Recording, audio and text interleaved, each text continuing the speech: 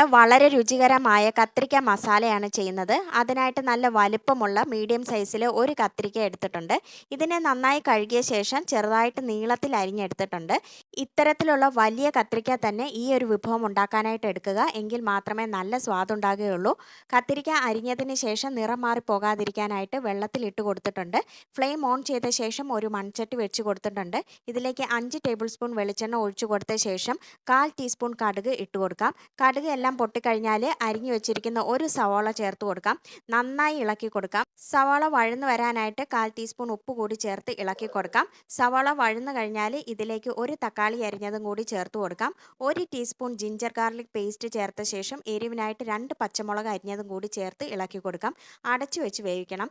തക്കാളി നന്നായിട്ട് വെന്ത് ഉടഞ്ഞു വന്നു കഴിഞ്ഞാൽ 1/4 ടീസ്പൂൺ മഞ്ഞൾപ്പൊടി ചേർത്ത് കൊടുക്കാം.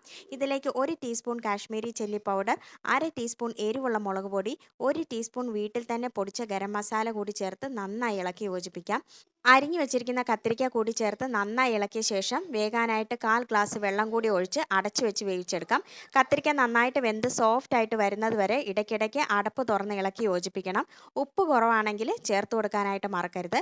കത്തിരിക്കയുടെ നിറമെല്ലാം മാറി സോഫ്റ്റ് ആയിട്ടുണ്ട്. മസാല എല്ലാം കത്തിരിക്കയിലേക്ക് പിടിച്ചിട്ടുണ്ട്. എന്നാൽ കത്തിരിക്ക ഉടഞ്ഞു പോയിട്ടുമില്ല.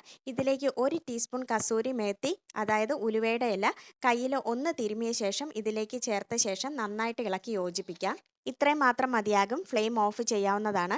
വളരെ ടേസ്റ്റി ആയിട്ടുള്ള ഒരു വിഭവമാണിത്. ഇതിൻ്റെ ഏറ്റവും നല്ല കോമ്പിനേഷൻ മോര് കാച്ചിയതാണ്.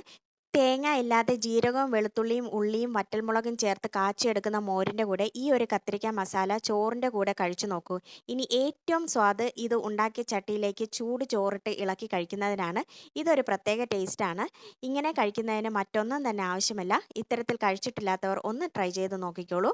വീഡിയോ ഇഷ്ടമായെങ്കിൽ ലൈക്കും ഷെയറും ചെയ്യുന്നതിനോടൊപ്പം ചാനൽ സബ്സ്ക്രൈബ് ചെയ്യാനും മറക്കരുത്.